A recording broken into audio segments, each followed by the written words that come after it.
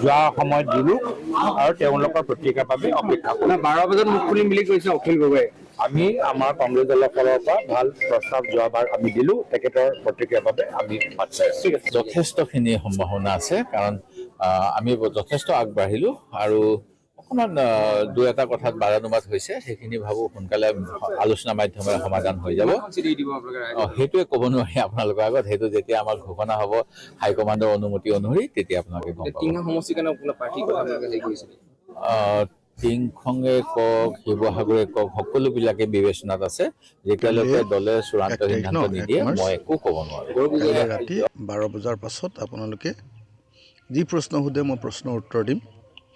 মই 1 তাৰিখ 1 মাৰ্চ কাইলৈ ৰাতি 12 বজাৰ পাছত আপোনালোকে যি প্ৰশ্ন সোধে মই প্ৰশ্নৰ উত্তৰ দিম।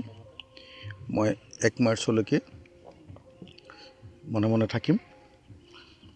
1 মাৰ্চৰ পাছত আপোনালোকে যি প্ৰশ্ন সোধে মিত্ৰতা সম্পৰ্কত মই উত্তৰ দিম, কিন্তু 1 মাৰ্চলৈকে আমি দলৰ নিৰ্দেশ মোৰ প্ৰতি